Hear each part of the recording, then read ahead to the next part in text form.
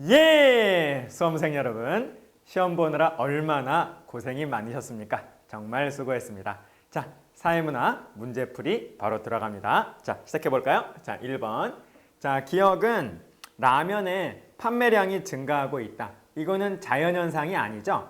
사회문화현상입니다. 니은 볼까요? 라면을 빨리 끓이기 위해 라고 했으니까 사람이 라면을 돈을 더 잘 벌기 위해서 빨리 끓이려고 한다는 거죠. 이거는 자연현상이 아니죠. 사회문화현상입니다. 다음에 디귿 보시면 열 전도율이 높다. 이거는 자연 가운데에서 어떤 물질은 열 전도율이 높고 어떤 물질은 열 전도율이 낮겠죠. 그러니까 이거는 당연히 자연현상이 됩니다. 기억 니은은 사회문화현상, 그리고 디귿은 자연현상이 되겠어요. 자, 1번 문제 볼까요? 자, 기억과 같은 현상, 즉 사회문화현상이 되는 거죠. 이 현상은 당위법칙의 지배를 받는다. 맞는 말이 되겠습니다. 니은 보시면 자, 니은과 같은 현상, 사회문화현상이죠. 확실성의 원리가 작용한다. 확실성이 아니라 확률의 원리가 작용을 하는 것이죠. 다음 디귿 볼까요? 디귿과 같은 현상, 자연현상이죠. 개연성의 원리가 아니라 필연성의 원리가 작용을 합니다.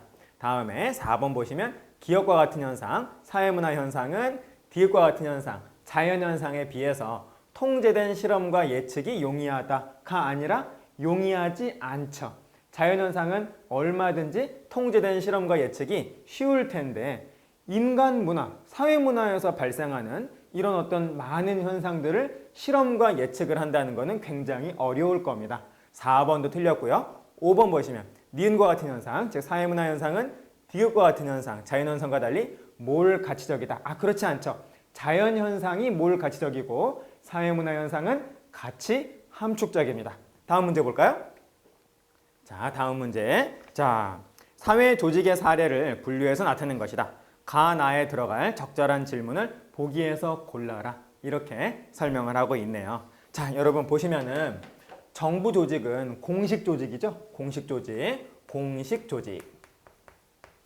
자, 그리고 시민단체는 자발적 결사체입니다. 자발적, 자기 스스로 단체를 만든 거죠. 자발적 결사체가 되는 거고, 회사 내 동호회는 비공식 조직이죠. 비공식 조직.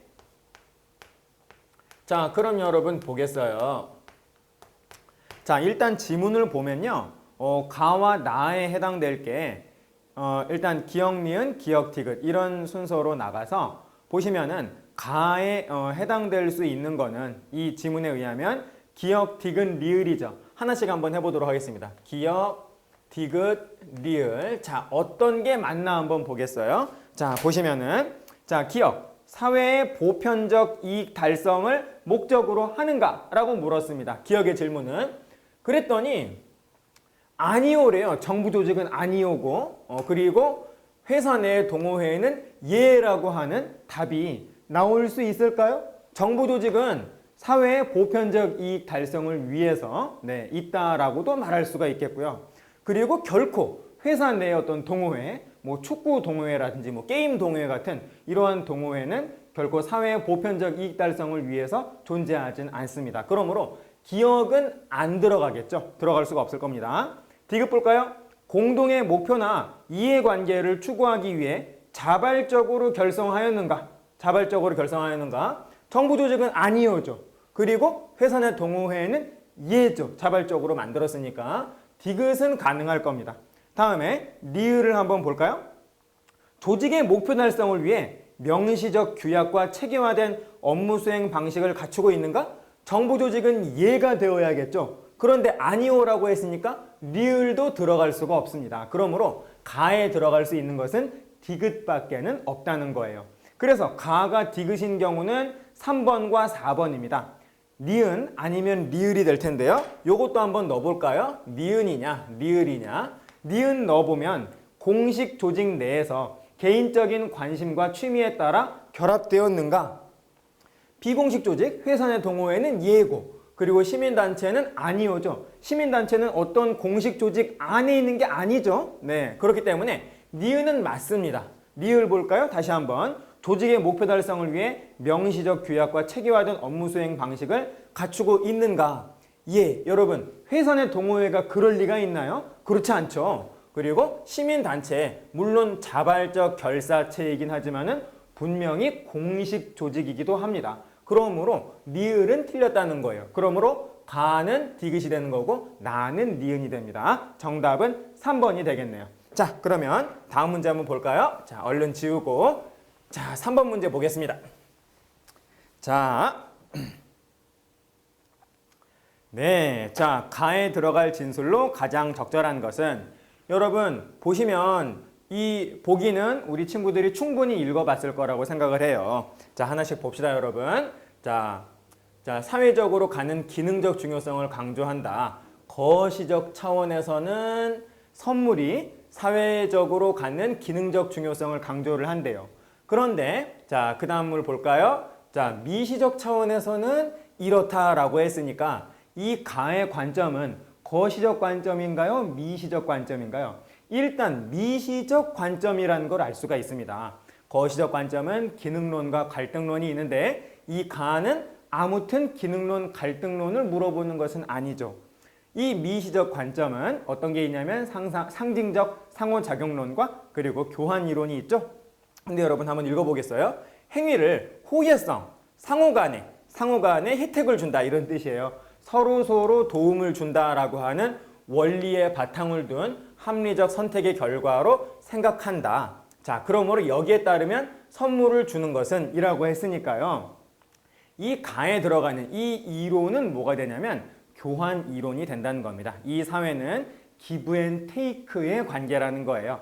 내가 어떤 사람한테 무엇을 주었어요. 그러면 그 사람으로부터 무엇인가가 나에게 보상이 들어오겠죠. 그래서 내가 투자하는 비용과 그리고 그것에 의해서 돌아오는 보상의 관계에서 보상이 더 크거나 아니면 같거나 아니면 그만큼의 가치가 있을 경우에 사람은 행위를 하게 된다라는 겁니다. 그러한 어떤 행위의 조합이 바로 우리 사회다라고 표현을 하는 게 바로 교환 이론이 된다는 거예요. 그래서 이 가에 들어갈 말은 교환 이론의 관점에서 적합한 말이 뭐냐라는 거죠. 정답은 4번입니다. 자신에게 돌아올 보상과 비용을 고려한 행위다. 이것이 바로 정답이 되겠죠. 자, 그래서 3번 답은 4번이 되겠습니다. 자, 그러면 우리 4번 문제 한번 볼까요? 자, 다음에서 강조하는 사회과학적 연구 경향에 부합하는 진술로 가장 적절한 것은 보기는 우리 친구들 충분히 읽어봤습니다. 여러분, 이 보기가 의미하는 경향은 뭐냐면 바로 간학문적 경향이에요. 간학문적 경향. 자, 여러분 이 말이 무슨 말이냐면요. 이 간학문적 경향 앞에는 학문이라고 하는 단어가 생략이 되어 있는 겁니다. 그래서 학문, 간, 학문. 여러분, 이 간이라고 하는 말은 참 많이 들어봤어요. 뭐 국가 간 경쟁, 뭐 지역 간 뭐 협력, 뭐 이런 식으로 학교 간 그러니까 이 간이라고 하는 건 여기에서 and라는 의미예요. 그래서 학문 그리고 또 하나의 학문, 그러니까 여러 개의 학문을 오가면서 어떤 현상을 종합적으로 총체적으로 파악하려는 경향이 바로 오늘날의 연구의 경향이라는 겁니다. 그래서 보기가 의미하는 이 내용은 간학문적 경향이 되겠고요. 그래서 이 간학문적 경향을 1, 2, 3, 4, 5번 가운데에서 골라보면 정답은 2번이죠. 학문의 경계를 넘어서는 종합적 연구가 필요하다. 이게 바로 답이 되겠습니다. 자, 그러면 다음 문제 한번 볼까요? 자, 다음은 어느 사회 조직에 대한 비판이다. 어떤 사회 조직을 비판을 했어요. 다음에 이 조직의 문제를 해결하기 위해 등장한 대안적 조직이 또 나오고 있습니다. 또 나오고 있어요. 자, 그래서 이 조직의 형태에 대한 일반적 특징으로 옳은 것은 자, 보니까 여러분, 이 보기는 관료제 조직을 표현을 하고 있습니다. 그래서 관료제 조직의 단점을 해결을 하기 위해서, 보완하기 위해서 새롭게 등장한 조직은 탈관료제 조직이라는 거예요. 그러므로 이 1, 2, 3, 4, 5번은 모두 탈관료제 조직에 대한 설명 가운데에서 맞는 거 하나가 딱 있다는 거예요. 딱 하나. 그거를 골라주면 된다는 겁니다. 여러분, 자, 1번부터 볼까요? 비공식적이고 1차적인 인간관계가 지배적이다. 여러분, 탈관료제 조직이라 할지라도 그 탈관료제 조직 역시 사회조직입니다. 사회조직이에요. 그러므로 그 사회조직은 무조건 공식성을 특징으로 한다는 거죠. 그러므로 1번은 틀렸네요. 다음 2번 보시면 직급보다는 성과에 따른 보상체계가 강조된다. 아, 여러분, 요게 바로 정답이 되겠네요. 다음 3번 보시면 소품종 대량 생산 방식. 여러분, 이거는 오늘날인가요? 아니죠. 네, 산업혁명 이후에 산업사회에서 그랬죠. 그때에는 탈관료제가 아니라 관료제 조직이 일반적이었습니다. 그러므로 이것은 관료제 조직에 대한 설명이 돼요. 그러므로 틀렸네요. 4번 보시면 엄격한 위계서열을 구조로 해서 서열 구조로 인해 권한과 책임이 분명한 것은 관료제 조직의 특성입니다. 5번 보시면 업무 처리의 예측 가능성을 높이기 위해 구성원의 재량권이 제한된다. 구성원의 재량권이 제한되는 건 역시 관료제 조직의 특성이네요. 그러므로 정답은 2번이 되겠습니다. 자, 그럼 여러분 다음 문제로 넘어가 볼까요? 6번 문제 보겠습니다. 6번 문제. 자, 사회적 상호작용과 관련해서 기억과 니을의 기억, 니은, 디귿, 리을에 대한 설명을 보기에서 고른 것은 여러분 사회적 상호작용은 세 종류가 있죠. 협동, 그리고 경쟁, 그리고 갈등이 있죠. 협동, 경쟁, 갈등이 있는데 자, 하나씩 여러분 보도록 하겠어요. 자, 기억 보시면 자, 기억 한번 읽어볼까요? 각 팀의 구성원들이 역할을 분담해서 30분 동안 상대 팀과 토론을 실시한대요. 상대 팀하고 어떤 팀이 있는데 그 팀이 상대 팀하고 토론을 한답니다. 토론을 한대요. 그런데 물론 이기는 팀과 지는 팀이 분명히 가려지겠죠. 그렇다면 여러분 이건 뭘까요? 경쟁이죠. 경쟁. 경쟁이고 그리고 또 하나는 뭐냐면 그 팀 안에 구성원들은 지금 뭐하고 있습니까? 협동하고 있죠. 그렇기 때문에 이 기억을 통해서 우리가 알 수 있는 거는 협동과 경쟁을 알 수가 있는 것이지 갈등은 아니라는 거예요. 지금 두 팀이 싸우고 있나요? 그런 건 아니죠. 네, 싸우는 건 아니고 경쟁을 하고 있는 중입니다. 그러므로 기억은 틀린 말이 되겠고요. 다음 니은 보시면 자, 니은 한번 읽어볼까요? 자, 공공시 토론대회. 자, 이것을 준비하는 과정에서 교내 토론대회 결승에 오른 두 팀 간의 협동적 상호작용이 나타날 수 있다. 가능하죠? 왜냐면요, 여러분, 여기는 보기를 다 읽어보시면 두 팀을 고릅니다. 최종적으로 선발된 두 팀. 그 두 팀이 학교 대표로 모두 더 큰 대회에 나간다라는 거예요. 그러니까 두 팀, 처음에는 그 두 팀 안에 들기 위해서 경쟁을 했겠지만은 두 팀 안에 딱 들어간 두 개의 팀은 그 이후부터는 협동을 하겠죠. 그러므로 니은은 맞는 말이 되겠습니다. 다음 디귿 보시면은 자, 디귿의 구성원들은 동일한 목표를 분업을 통해 달성하고자 한다. 여러분 이 말 맞는 말이에요. 동일한 목표를 달성하고자 해요. 그러니까 팀의 구성원들은 동일한 목표, 우승 그리고 더 큰 대회에 나가고자라고 하는 그런 어떤 동일한 목표를 달성하기 위해서 서로 도와주고 있는 상황인데 그 협동을 하는 방식이 분업이라는 겁니다. 협동을 하는 방식이. 그러니까 여러분 어떤 배가요 풍랑을 헤치고 앞으로 나아가는데 그 배의 그 선원들은 각자 맡은 일이 있죠. 하지만은 풍랑을 헤치기 위해서는 함께 지금 협동을 하고 있는 거 아닙니까? 그렇기 때문에 분업을 통한 협동을 하고 있는 중이죠. 그러므로 디귿도 맞는 말이 되겠습니다. 다음 여러분 리을 볼까요? 본선에서는 디귿과 리을 간의 공동의 목표를 달성하고자 하는 상호작용이 나타난다. 아니죠, 여러분. 동일한 목표를 먼저 달성하려는 경쟁이 지금 나타나고 있는 상황이죠. 그러므로 기억과 리을은 틀리고 니은과 디귿이 맞네요. 정답은 그래서 3번이 되겠습니다. 자, 그 다음 문제 볼까요? 자, 7번 문제. 자, 다음에서 주장하는 사회문화 현상의 탐구 방법. 크게 양적 연구 방법과 질적 연구 방법 이렇게 두 종류로 나눠볼 수 있는데요.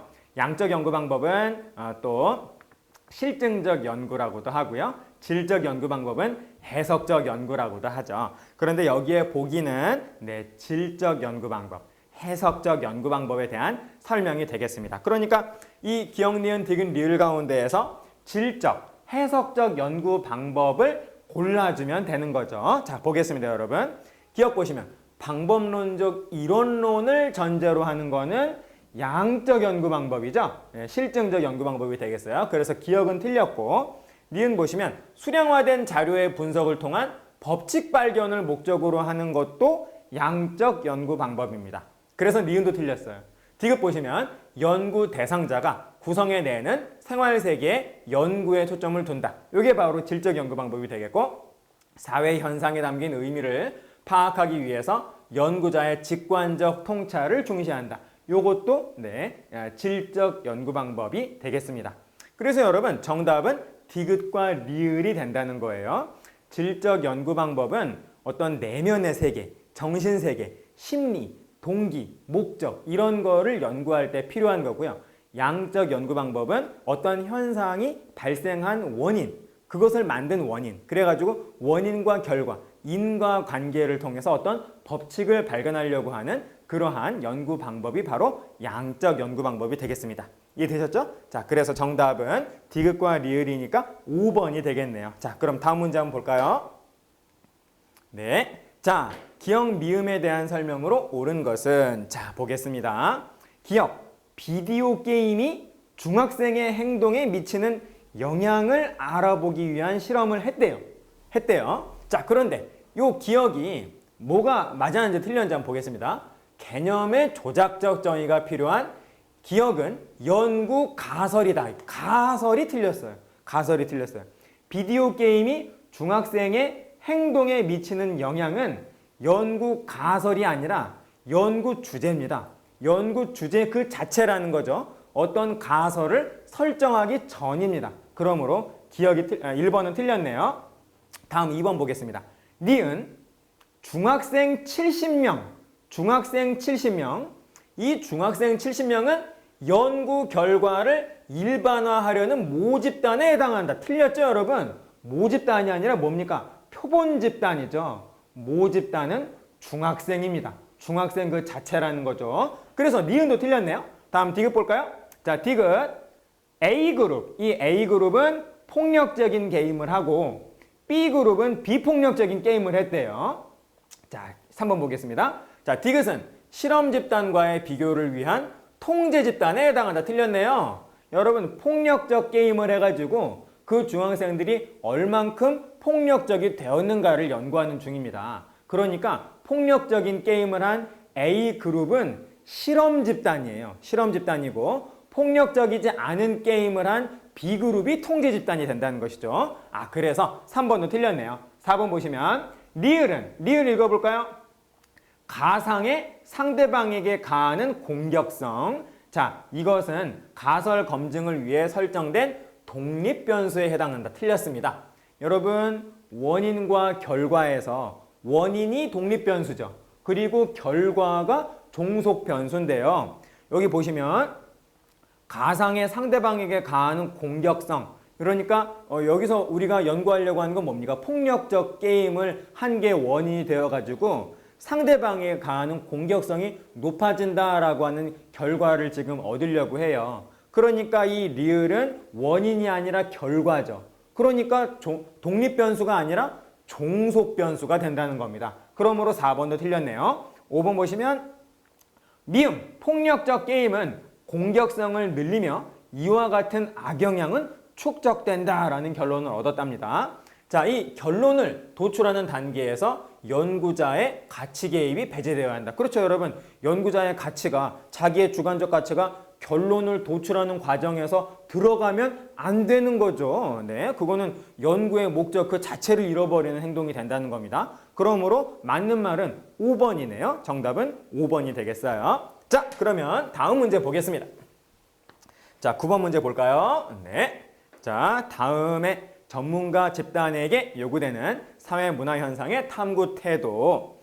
자, 여러분, 사회 연구자, 사회 문화 현상을 연구하는 연구자에게는 참 많은 태도가 필요합니다. 자, 그 중에서 이 태도가 여기에서 이 보기에서 요구하는 태도가 뭔지를 한번 보겠어요. 자, 여러분 문제 다 읽어봤을 거고 보기 다 읽어봤을 거고 외부로부터 제기될 수 있는 대안이나 반대 정보를 배제한 채 쉽게 합의를 이루려고 한대요. 지금 이 사람들한테는 어떤 태도가 없는 겁니까? 그러니까 다른 어떤 반론이 있을 때 그 반론을 내가 열린 마음을 가지고 수용하려고 하는 그러한 태도가 없는 거죠. 그걸 여러분 뭐라고 할 수 있을까요? 개방적 태도. 개방적 태도가 지금 이 사람들한테는 없는 겁니다. 없는 상태예요. 그러므로 이 9번에서 요구하는 거는 바로 개방적 태도라는 것이죠. 열린 마음을 가지고 결과가 나오기 전까지는 어떤 가능성도 있을 수 있다라고 하는 그런 어떤 가능성의 문을 열어둔 상태에서 결론이 도출되기 전까지는 얼마든지 반론이 뒤집어질 수 있다라는 것도 인정을 하고 그런 어떤 마음의 자세가 바로 개방적 태도 아니겠어요? 그러므로 9번 답은 2번이 되죠. 다른 주장에 대해 개방적인 자세를 가져야 한다. 이 말이 바로 정답이 되겠습니다. 자, 그래서 9번 답은 2번이 되겠고요. 자, 다음 문제 볼까요? 10번. 자, 개인과 사회를 바라보는 관점. 여러분, 개인과 사회를 바라보는 관점이라고 한다면 이론이 두 개가 나오죠. 사회가 실제로 존재한다라고 생각하는 사회 실제론과 그리고 사회라고 하는 거는 개인이 인위적으로 만들어낸 일종의 허구, 그러니까 그냥 명칭에 불과한 것이고 제목에 불과한 것이다 라고 하는 그러한 이론이 있어요. 이거를 뭐라고 하냐면 명칭, 제목, 목 해가지고 사회 명목론이라고 한다는 겁니다. 그러니까 사회라고 하는 건 실제로 존재하는 것이다 라고 생각하는 관점은 사회 실제론이 되는 거고 사회는 실제로 존재하는 것이 아니라 명칭 그리고 제목에 불과하다 라고 하는 거는 사회 명목론이 된다는 거예요. 그런데 이 보기를 여러분 다 읽어보셨죠? 사회 실제론에 대해서 설명을 하고 있습니다. 그렇기 때문에 사회 실제론에 부합하는 진술을 기역, 니은, 디귿, 리을 가운데에서 골라주면 된다는 거죠. 자, 기억 볼까요? 집합적 속성은 개인적 속성의 총합이다. 아니죠, 여러분. 개인들이 그 사회 안에 분명히 있다 할지라도 그 개인의 총합보다 그 이상의 무엇인가가 사회 실제론에서는 필요한 거죠. 그러므로 기억은 틀린 말이 되겠어요. 요거는 명목론에 대한 설명이 된다는 겁니다. 니은 볼까요? 사회는 개인의 사고와 행위를 구속한다. 사회가 실제로 있으니까 개인의 사고와 행위를 구속한다. 이 말은 맞는 말이 되겠죠? 다음 디귿 볼까요? 사회는 인간의 노력으로 만든 인위적인 산물에 불과하다라고 했으니까 이거는 사회 명목론의 이론이 됩니다. 리를 보시면 사회는 하나의 유기체로서 사회를 실제로 인정을 하고 있네요. 개인의 외부에 실제한다. 그러므로 정답은 니은과 리을, 그래서 4번이 되겠습니다. 이해되셨죠, 여러분? 자, 그러면 정답은 4번이고 11번 문제를 우리 보도록 하겠습니다. 자, 가에 해당되는 자료 수집 방법의 일반적 특징에 대한 설명으로 옳은 것은, 여러분 연구를 할 때요, 자료를 수집하는 방법은 크게 5가지가 있죠. 질문지법, 그러니까 이건 앙케이트 조사를 하는 겁니다. 설문지를 이렇게 싹 돌린 다음에 앙케이트 조사하는 질문지법이 있고, 다음에 실험법이 있죠. 실험법. 그래서 실험 집단과 통제 집단으로 나누어 가지고 실험을 하는 거죠. 아까 여러분 사례가 뭐였죠? A 집단에게는 아주 폭력적인 게임을 시키고 B 집단에게는 폭력적이지 않은 게임을 시킨 그런 경우가 이제 실험법이 되겠고, 세 번째가 뭡니까? 면접법이죠. 내가 그 사람하고 대화를 하는 거예요. 다음에 네 번째가 참여관찰법이죠. 내가 그들의 세계 안으로 들어가는 겁니다. 노숙자를 제대로 연구하기 위해서는 내가 노숙자가 되어보는 거예요. 그래서 길에서 한번 자보는 거죠. 며칠 동안. 그런 겁니다. 다음에 5번째가 바로 문헌연구법이에요. 문헌연구법. 그래서 인터넷이라든지 여러 자료들을 통해서 내가 기존의 그 연구가 어떤 식으로 흘러왔는가 이런 것들을 참고하는 방법이 되겠습니다. 자, 그런데 여러분 이 연구하려는 사람의 말로는 이게 뭔지 결코 알 수가 없어요. 자, 봅시다. 교수님께서 하신 말씀이 아주 중요한 힌트가 되는 거죠. 연구 주제에 적합한 자료 수집 방법이다라고 일단 칭찬을 했어요. 다만 조사 대상과 같이 지내는 과정에서 연구자의 행동이 그들의 생활에 영향을 미치지 않도록 유의하라라는 말을 했습니다. 같이 지내는 과정에서 조심하라라고 했어요. 그러니까 이 연구자는 교수님한테 지금 뭐 하겠다고 얘기를 한 걸까요?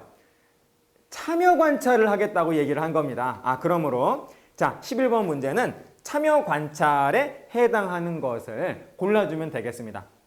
정답은 2번이죠. 자료의 실제성을 확보하는데 가장 유리한 방법이 바로 참여 관찰법 아니겠어요? 그렇죠? 정답은 2번입니다. 그래서요. 자, 그럼 다음 문제 한번 볼까요? 자, 12번.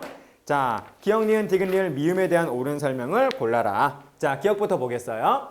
자, 기역은 갑의 네 집단이며 사회와 기관의 역할을 수행한다. 기역이 뭔지 볼까요? 땡땡 중학교. 아하, 중학교. 이 학생이요, 갑이 중학교로 전학을 왔대요. 그러니까 여러분, 네 집단이 분명히 맞죠? 여러분, 집단은 기준이 여러 가지지만 네 집단과 외 집단으로 나누어 볼 수 있습니다. 우리들, 요거는 네 집단이고, 찌들, 그거는 외 집단이라는 거예요. 내가 속해 있으면 내 집단이 되는 거죠. 내가 여기에 속해 있다라는 그런 마음을 갖고 있으면 여러분 전학을 왔잖아요. 갑이라고 하는 학생은. 그러니까 그 중학교는 전학 왔으니까 내 집단이 되는 거죠. 그리고 학교의 기능은 뭡니까 여러분? 사회화죠. 그러므로 기역은 맞는 말이 되겠습니다. 다음 리을 볼까요? 자, 자 리을은 갑의 역할 행동에 해당한대요. 자, 리을 읽어보겠습니다. 자, 이 중학생 갑은 공부를 할 것인가? 아니면은 아버지를 따라서 여행을 갈 것인가? 지금 고민하고 있습니다. 여러분, 이거는 갑의 역할 행동이 아니라 역할 갈등이죠. 역할 갈등. 지금 갑이 역할을 지금 수행을 하려고 어떤 행동을 취한 게 아니죠. 지금 고민하는 거죠. 어떻게 해야 되지? 그러고 있으니까. 니은 틀렸네요. 다음 디귿 봅시다.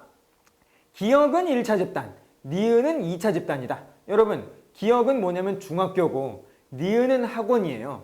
둘 다 2차 집단입니다. 네, 중학교. 네, 1차 집단이 아니죠. 1차 집단은 일단 직접적인 인간관계.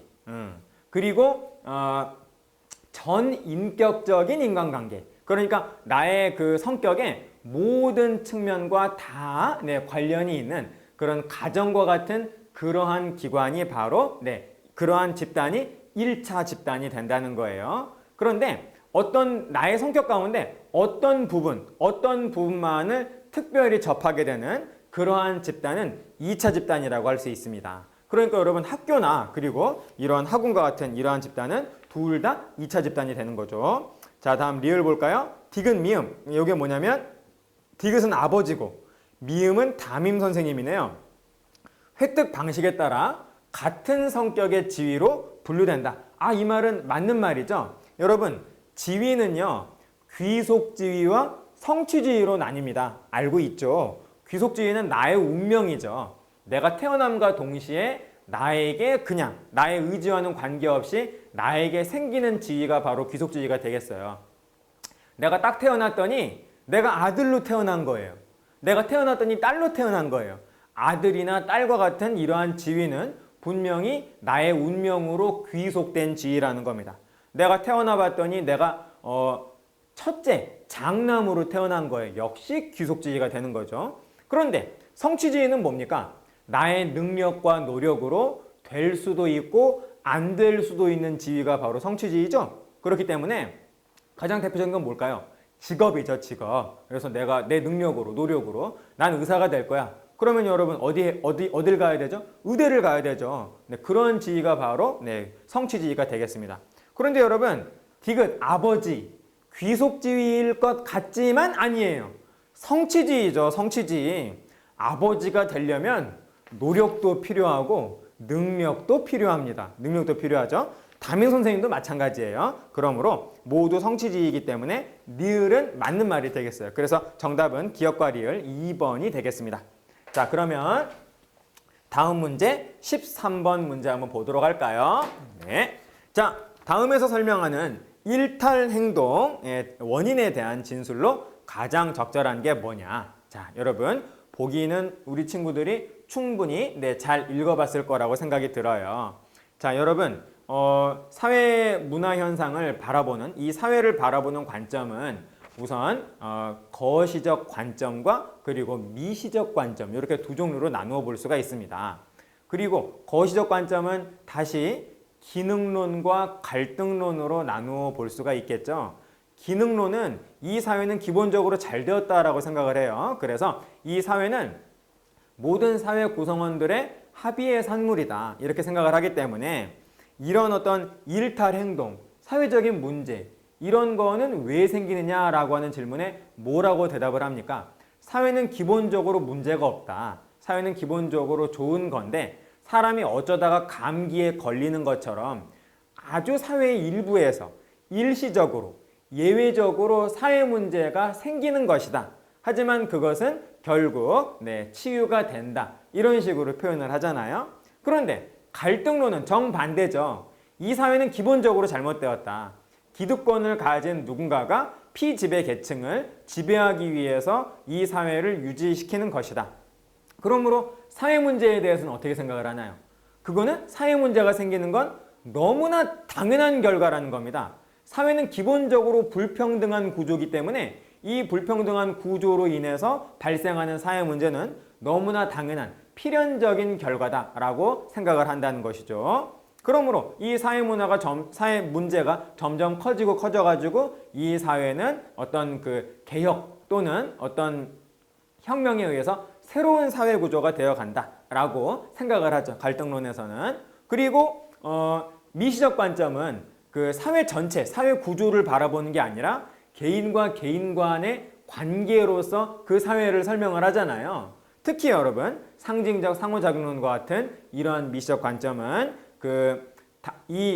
이런 어떤 일탈, 이런 어떤 사회 문제에 대해서 그 사회 구성원들이 그것을 사회 문제라고 인식을 하고 그것을 사회 문제라고 그렇게 딱 규정을 함으로써 그러한 문제들이, 그러한 현상이 사회 문제가 된다라고 말을 하고 있습니다. 여러분 보기는 다 읽어보셨죠? 다 읽어보셨죠? 요거는 바로 미시적 관점 가운데에서 낙인 이론이 되겠어요. 그러니까 사회 구성원들이 어떤 사람을 너는 비행 청소년이야, 너는 일탈 행위자야 라고 낙인을 탁 찍었을 때 그 사람이 이제 그 사람의 행위가 일탈 행위가 된다라는 그러한 이론이 되겠어요. 그래서 낙인 이론이 되겠고요. 자, 이에 대한 원인에 대한 진술로 가장 적절한 것 4번이 되겠습니다. 특정 개인에 대한 타인들의 부정적인 반응으로 인해서 발생한다. 이게 바로 정답이 되겠죠? 자, 그러면 14번 문제 한번 보도록 하겠습니다. 자, 네. 자, 보기는 우리 친구들 충분히 다 읽어봤을 거라 생각이 들어요. 1번, 가는 자명한 진리이므로 검증의 필요성이 없다. 다시 한번 읽어볼까요? 지식의 양이 많은 사람은 사회적으로 성공할 가능성이 높다. 이게 자명한 진리일까요? 그건 아니겠죠. 네. 이걸 얼마든지 연구해 볼 가치가 있습니다. 그러므로 자명한 진리는 아니기 때문에 1번 틀렸어요. 1번 틀렸고 2번 보시면 가는 변수 간의 관계가 인과적으로 표현되어 있지 않다. 아니죠. 인과적으로 얼마든지 가능합니다. 그러니까 지식의 양이 많은 사람, 그리고 지식의 양이 많은 사람은 그 다음에 결과가 뭘까요? 사회적으로 성공할 가능성이 높다라고 하는 결과의 구조가 만들어질 수 있다는 겁니다. 그러므로 2번도 틀렸네요. 2번도 틀렸고 다음 3번 보시면 갑이 박사 학위를 취득하면 기숙사 생활에 대한 적응도가 높아질 것이다. 이거는 특수한 사례이므로 검증 결과를 일반화하기가 곤란하다. 그렇죠, 여러분. 네. 이 한 사람의 현상을 가지고서 그것이 사회의 어떤 법칙이다 라고 말할 수 있나요? 아니죠, 여러분. 절대 불가능하겠죠. 그러므로 3번은 맞는 말이 됩니다. 정답은 3번이 되는데 계속 보겠어요. 4번. 나는 경험적인 근거에 의해, 증거에 의해 진위를 밝히는 것이 불가능하다. 아니죠, 여러분. 이거는 그 사람이 정말로 박사학위 딴 다음에 기숙사 생활에 대한 적응도가 높아졌는지 아니면 떨어졌는지 얼마든지 우리가 증명을 해낼 수가 있어요. 그렇죠? 그렇기 때문에 4번은 역시 틀린 말이 되겠고 5번 보시면 가는 나와 달리 계량화가 불가능한 변수들로 구성되어 있다. 여러분, 지식의 양이 많은 사람 얼마든지 계량화, 수량화 가능합니다. 얼마든지 가능해요. 그리고 사회적으로 성공할 가능성, 사회적으로 얼만큼 성공했는지도 충분히 수량화, 계량화 할 수 있습니다. 그러므로 5번도 틀렸네요. 그래서 정답은 3번이 되겠습니다. 자, 그럼 그 다음 문제 볼까요? 자, 15번 보겠습니다. 자, 여러분, A집단과 B집단 하나는 공동사회고 하나는 이익사회가 돼요. 공동사회란 뭡니까? 나의 운명이죠. 아까 귀속지위하고 성취지위하고 똑같습니다. 공동사회는 내가 딱 태어났어요. 그래서 내가 딱 태어났는데 나의 운명으로 나에게 주어지는 사회 어떤 게 있을까요? 가족. 내가 딱 태어났더니 우리 엄마 아빠가 이 사람들이구나. 엄마 싫은데 바꿔줘. 그럴 수 있나요? 안 되죠. 안 되죠. 그리고 우리 엄마 아빠 말고도 이모도 있고 삼촌도 있고 그래요. 다 마음에 드는데 저 이모가 마음에 안 드네. 교환 그럴 수 없죠. 가족이나 친족 그리고 민족도 하나의 공동사회라고 말할 수 있는데 딱 태어나 보니까 내가 황인종이에요. 난 백인이 좋은데 다시 가능한가요? 불가능하죠. 그렇기 때문에 이런 민족, 내가 태어났더니 내가 한민족에 속해 있다. 난 일본 민족이 좋은데 안 되죠, 여러분. 그렇기 때문에 가족, 친족, 민족과 같은 이런 운명으로 받아들여지는 사회가 공동사회가 되는 거고요. 이익사회라고 하는 건 나의 의지에 의해서 들어갈 수도 있고 들어가지 않을 수도 있는 사회가 바로 이익사회가 됩니다. 예를 들어서 회사. 난 현대가 좋아. 나의 의지에 의해서 현대라고 하는 회사에 들어갈 수도 있고 또 나는 새누리당이 좋아. 그러면서 새누리당에 들어갈 수도 있고 민주당에 들어갈 수도 있는 거죠. 회사나 정당과 같은 이러한 사회는 이익사회가 되겠습니다. 여러분 이해되시나요? 좋아요. 이게 뭔지 알았다면 충분히 문제를 풀 수 있을 겁니다. 자, 기억을 보겠어요. 가가 집단의 결합 자체가 집단 형성의 목적인가? 이면 자 여러분 가 질문 잘 보셨죠? 자, 그렇다면 여러분 집단의 결합 자체가 집단 형성의 목적이다. 여러분 이 말에 예라는 답이 나오려면 이게 뭐가 돼야겠어요? 공동사회가 돼야겠죠. 이게 공동사회가 되는 거고 다음에 아니오는 바로 이익사회가 될 겁니다. 이해되시죠? 자, 그렇다면 이 B집단은 이익사회는 A집단 공동사회보다 과업지향적이다. 맞는 말이죠, 여러분? 네. 그러므로 기억은 맞는 말이 되겠습니다. 자, 그런데 여러분, 자, 다음에 니은을 한번 볼까요? 자, 나아가 공통의 신념 및 관습이 집단 구성의 바탕인가? 라고 하는 질문에 A집단은 아니오라고 하고 있죠. 그러므로 이 경우에는 A집단이 이익사회가 되는 겁니다. 그리고 B집단이 바로 공동사회가 되는 거죠. 예라고 해야 되니까. 자, 그렇다면 A집단은 B집단보다 가입과 탈퇴가 자유롭다. 이익사회는 공동사회보다 가입과 탈퇴가 자유롭죠. 그렇죠? 나 현대 싫어. 능력 있으면 삼성 갈 수 있죠. 나 새누리당 싫어. 나 민주당 갈래. 이런 식으로 가능하지만은 아까 말씀드린 것처럼 공동사회는 그게 불가능하죠. 그러므로 니은도 맞는 말이 되겠습니다. 맞는 말이 되겠고. 자, 그러면 다시 디귿 볼까요? 자, 디귿. B집단의 사례로 기업 정당을 들 수 있대요. 그럼 여러분 B집단은 공동이익 둘 중에 기업과 정당을 들 수 있대요. 그러면 요거는 이익사회가 되는 거죠. 이익사회가 되는데 계속 읽어볼까요? 나는 집단의 명시적, 그리고 여기는 당연히 공동사회가 되겠죠. 하나가 이익사회면 하나는 공동사회라고 했으니까요. 집단의 명시적인 목표보다 인간관계가 중시되는가? 라고 할 수 있다. 자, 볼까요, 여러분? 자, 인간관계가 중시된다에 예라고 하는 대답이 이익사회에서 나올 수 있나요? 아니죠, 여러분. 인간관계가 보다 더 중시되는 거는 공동사회죠. 그렇기 때문에 이 질문은 나에는 들어갈 수가 없다는 것이죠. 디귿 틀렸습니다. 자, 그 다음에 리을 보시면요. 자, 가가 구성원의 선택 의지와 무관하게 소속되는가? 라는 질문을 집어넣었대요. 소속 의지와 선택 의지와 무관하게 소속되는가? 얘는 여러분 공동사회죠. 공동사회죠. 나의 의지와는 무관하게 가족, 친족, 민족이 선택이 되는 거잖아요. 소속이 되는 거고. 비집단은 아니오죠. 요거는 이익사회가 되겠습니다. 자, 요래 놓고 풀어볼까요? 자, 그렇다면 나는 비공식적 수단에 의한 사회통제가 주로 이루어지는가가 될 수 있다. 한번 볼까요? 비공식적 수단에 의한 사회통제가 주로 이루어지는데 여러분 이익사회에서 비공식적 수단에 의한 사회통제가 이루어지나요? 그렇지 않죠. 네, 이익사회에서는 공식적 수단에 의한 사회통제가 이루어집니다. 그렇기 때문에 이 리을은 틀린 말이 되겠죠. 그래서 정답은 기역과 니은 1번이 되겠습니다. 자, 그 다음 문제 볼까요? 자, 16번 문제. 자, 기부 행위를 보는 갑을의 관점. 요거를 한번 보자라는 거죠. 자, 갑은 기부, 돈이 많은 사람이 사회에게 기부하는 이러한 행위, 사회적 격차로 인한 갈등을 완화해서 사회 통합을 이루는 기능을 수행한대요. 요거는 기능론적 관점이 되겠습니다. 다음에 을을 봤더니 아닙니다. 기부 행위는 사회에 내재되어 있는 모순을 간과하게 하여서 지배 집단에게 유리한 현 상태를 유지하려는 기능을 할 뿐입니다. 이거는 갈등론이죠. 그러니까 갑은 기능론, 을은 갈등론이 된다는 거예요. 자, 그러면 여러분 이렇게 해놓고 한번 풀어보겠습니다. 갑은 여러분 뭐라고요? 기능론이고, 그리고 을은 갈등론이에요. 하나씩 문제를 풀어보도록 할까요? 자, 1번 갑은 기능론은 사회 질서가 특정 집단의 합의에 근거한다고 본다. 아니죠, 여러분.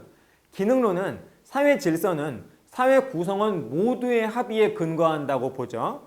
특정 집단의 합의에 근거해서 사회가 만들어졌다라는 거는 갈등론의 관점이 된다는 겁니다. 그래서 1번 틀렸네요. 자, 2번 보시면 갑은 사회적 역할의 분배가 강제에 의해서 이루어졌다고 본다. 아니죠, 여러분. 기능론은 역할의 분배는 합의에 의해서 이루어졌다고 보니까 틀렸네요. 다음 3번 볼까요? 을은 사회 유지에 필요한 기능에 상호 의존성에 관심을 둔다. 요거는 을이 아니라 갑이죠. 기능론이 그런 거죠. 틀렸어요. 다음 4번 보시면 갑은 을과 달리 사회를 대립하는 집단 간의 갈등 상태로 본다. 아니죠, 여러분. 갈등 상태로 사회를 바라보는 거는 갈등론입니다. 자, 그래서 틀렸고요.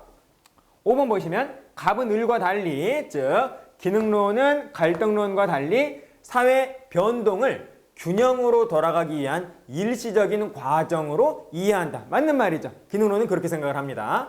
그러므로 정답은 5번이 되겠네요. 5번. 자, 그러면 17번 문제 볼까요? 네. 자, 이 다음에 나타난 사회문화 현상을 바라보는 관점. 우리 친구들 충분히 읽어봤을 겁니다. 상징적 상호작용론이에요. 상징적 상호작용론. 이 사회라고 하는 것은 상징체계, 언어나 문자와 같은 이러한 상징체계를 통해서 사람과 사람 사이에서 끊임없이 이루어지는 상호작용이 바로 사회다라고 생각하는 이론이 바로 상징적 상호작용론이 되겠습니다. 그러니까 여러분, 사회 전체를 바라보는 게 아니라 사회 속에서 사람과 사람 사이에 이루어지는 것이 바로 사회다라고 생각을 하기 때문에 요거는 거시적 관점이 아니라 미시적 관점이 되는 것이죠. 자, 기억 볼까요? 사회의 구성원은 상징에 부여된 의미를 공유한다. 여러분, 이 말은 맞습니다. 여러분, 자, 1이라고 하는 숫자가 있어요. 이 숫자를 보는 순간 우리는 몇 개를 떠올리죠? 하나라고 하는 숫자, 하나의 개수를 떠올리잖아요. 그렇죠? 그러니까 우리는 이 상징, 언어라든지 문자와 같은 이러한 상징을 가지고서 똑같은 의미를 공유하고 있는 중입니다. 이해되시죠? 네, 좋아요. 자, 우리가 어떤 친구한테 메롱 이렇게 했어요. 혀를 내민다는 건 놀린다라고 하는 그런 의미가 있는 거죠. 그거를 공유하고 있는 거죠. 그렇죠? 네. 자, 그래서 일단 기억은 맞는 말이 되겠고요. 자, 니은 보시면 일상생활에서 일어나는 상호작용의 맥락이 중시된다. 당연하죠, 여러분. 상징적 상호작용론의 핵심이 되겠습니다. 다음 디귿 보시면 인간은 능동적으로 대상과 상황을 규정하는 주체이다. 그렇죠. 사회 전체보다는 개인, 사람 한 사람 한 사람을 보다 더 중시하는 입장이 바로 상징적 상호작용론이 되겠습니다. 그래서 디귿도 맞는 말이 되겠고요. 리을 보시면 사회 현상을 사회 전체의 구조와 관련지어서 바라봐야 한다. 사회 전체의 구조와 관련지어서 바라보려면 사회 전체를 크게 바라봐야겠네요. 그렇죠. 거시적 관점이 됩니다. 그러므로 리을은 틀렸습니다. 그래서 맞는 답은 기억, 니은, 디귿. 정답은 4번이 되겠네요. 4번. 자, 그럼 그 다음 문제 볼까요? 자, 18번 문제. 자, 기억, 니은에 해당하는 사회와 기관에 대한 설명으로 옳은 것은 기억은 공식적 사회와 기관이에요. 우리 친구들 잘 읽어봤을 겁니다. 자, 기억은 자, 왜 그러냐면 사회와 그 자체를 목적으로 해서 만들어진 기관은 바로 공식적 사회와 기관이 됩니다. 자, 그 다음에 니은 보시면 사회와 그 자체가 목적이 아니라 어떤 다른 목적으로 만들어졌는데 사회화도 부수적으로 되는 기관을 뭐라고 하냐면 비공식적 사회화 기관이라고 한다는 거예요. 그래서 기억은 공식적, 니은은 비공식적 사회화 기관이 됩니다. 자, 이렇게 했을 때 자, 1번 문제 볼까요? 자, 기억. 공식적 사회화 기관은 1차적 사회화 기관이다. 아, 여러분. 공식적이면서 동시에 1차적 사회화 기관은 그 사례를 찾아볼 수가 없습니다. 그 사례를 찾아볼 수가 없어요. 그래서 그 공식적 사회화 기관은 아까 뭐였죠?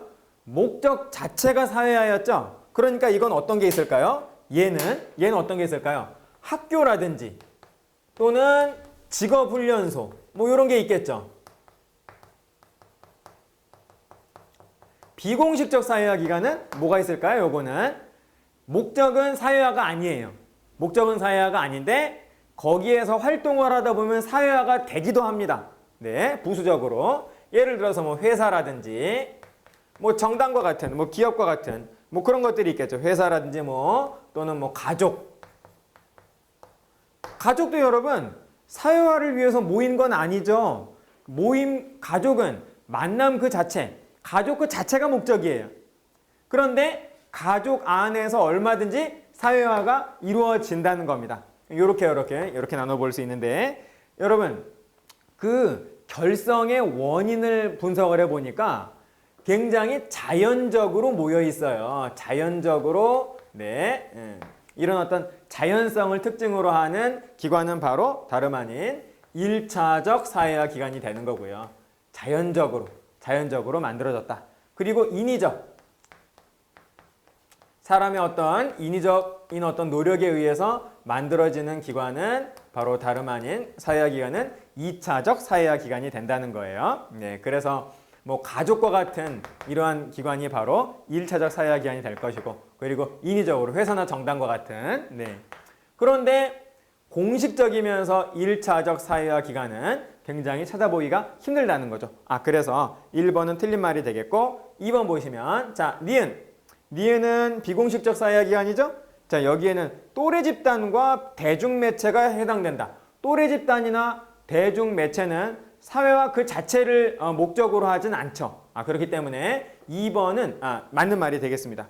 3번 보시면 공식적 사회화 기관은 비공식적 사회화 기관과는 달리 성인기의 재사회화를 담당한다. 학교, 직업훈련소 뿐만이 아니라 회사나 가족 뭐 이런 비공식적 사회화 기관도 얼마든지 성인기의 재사회화를 담당할 수 있습니다. 그러므로 3번도 틀렸네요. 4번 보시면 기업은 니은과 달리 공식적 사회화 기관은 비공식적 사회화 기관과는 달리 정서적인 부분의 사회화를 담당한다.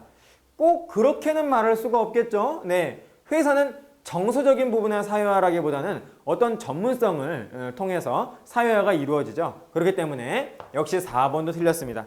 5번 보시면 비공식적 사회화 기관은 공식적 사회화기관과는 달리 전문적 사회화를 담당한다.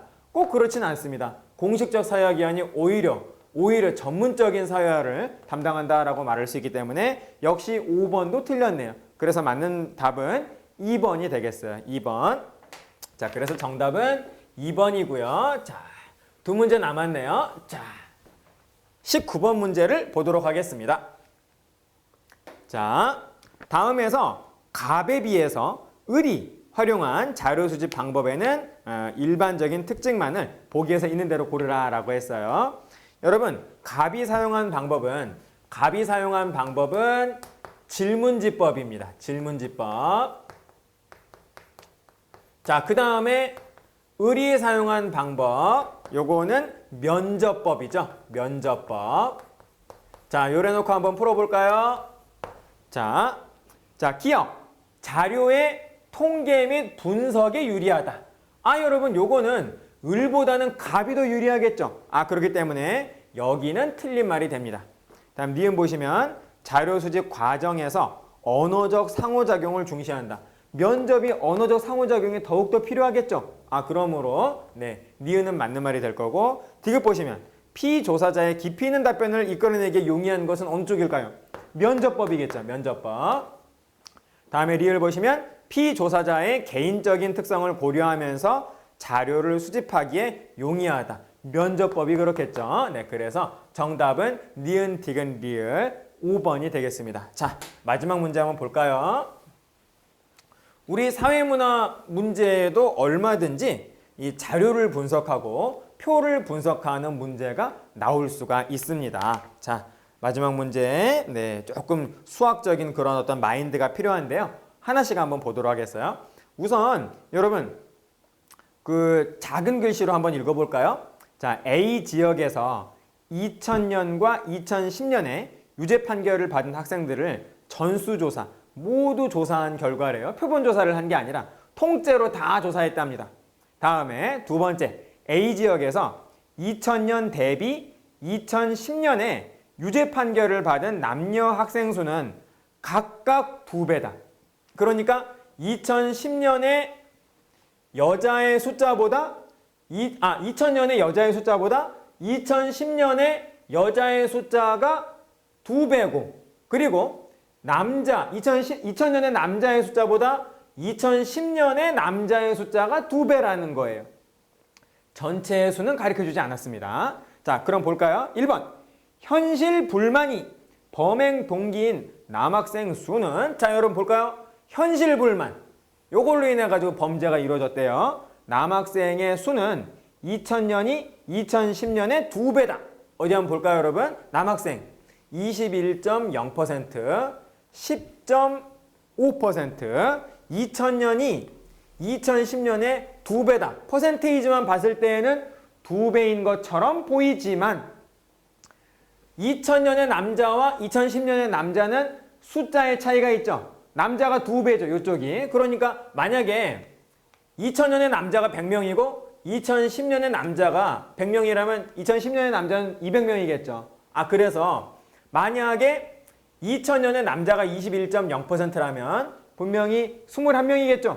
그리고 자, 이쪽의 남자가 200명이니까 10.5%, 200명의 10.5%는 역시 21명입니다. 둘의 숫자는 같네요. 그래서 1번 틀렸어요. 다음 2번 봅시다. 자, 2번. 2000년에 비해서 2010년에 호기심이 범행 동기인 남학생의 수는 감소하였다. 어디 볼까요? 호기심. 호기심이 범행 동기인 남학생의 수. 자, 남자가 15.0%, 그리고 여기 보면 남자가 14.7%. 퍼센테이지는 감소했지만은 2000년의 남자보다 2010년의 남자가 2배잖아요. 그렇기 때문에 감소한 게 아니라 증가한 거죠. 다음 2번 틀렸어요. 3번 보시면 2000년 대비 2010년에 사행심이 범행 동기인 학생의 증가율은 남학생보다 여학생이 높다. 어디 볼까요? 사행심. 자, 남학생은 2.2%에서 6.6%로 3배 증가했습니다. 그에 반해서 여학생은 6.2%에서 12.4%로 2배 증가했네요. 그렇다면 여학생보다 남학생의 증가율이 더 높은 거죠. 그러므로 3번도 틀렸습니다. 4번 보시면 2000년과 2010년에 우발적으로 범죄를 저질렀다고 응답한 남학생은 남학생은 전체 학생 범죄자의 과반이다. 어디 볼까요? 2000년과 2010년. 자, 2000년에는 51.7%고 그리고 2010년은 58.3%인데 이 퍼센테이지만 딱 봤을 때에는 학생 범죄자의 과반이다 라고 말할 수도 있겠지만은 여학생과 남학생의 숫자가 정확히 몇 명인지 모르는 상태예요. 그렇기 때문에 예를 들어서 이 남학생이 200명인데 여학생은 10,000명이다. 그렇다면은 이 경우에는 남자가 비록 58.3%라 할지라도 과반은 결코 아니잖아요. 그러므로 4번도 틀렸네요. 자, 그럼 5번 문제 볼까요? 5번 볼까요? 지문. 2000년에 호기심이 범행 동기인 학생의 수. 요거는 2010년에 현실 불만이 범행 동기인 학생의 수보다 적다. 어디 볼까요? 자, 요렇게네요. 요렇게. 자, 보시면 자, 호기심 여자는 27.1%인데 그런데 여기서 보면 여자가 23.8%예요. 네. 자, 그래서 여자의 경우에도 2배잖아요. 그러니까 이쪽이 더 숫자가 적은 거죠. 다음에 남자 보면 남자는 15.0, 10.5인데 네, 역시 요게 2배이기 때문에 자, 요쪽에 남자가 더 적겠네요. 그래서 이쪽 여자보다 이쪽 여자가 더 적고 이쪽 남자보다 이쪽 남자가 더 적기 때문에 2000년에 호기심이 범행 동기인 학생의 수가 더 적다라고 하는 말은 맞는 말이 되겠습니다. 그래서 정답은 5번이 되겠네요. 자, 이렇게 해서 문제풀이가 다 끝났습니다. 여러분, 시험 잘 본 사람은 여기에 자만하지 말고 더욱더 노력을 하시고 못 본 사람은 아직 갈 길이 멀죠. 얼마든지 우리가 좋은 점수를 받을 기회가 많으니까요. 여기에 낙담하지 마시고 이제부터 최선을 다하시길 바라겠습니다. 정말 수고하셨어요. 마치겠습니다. 끝!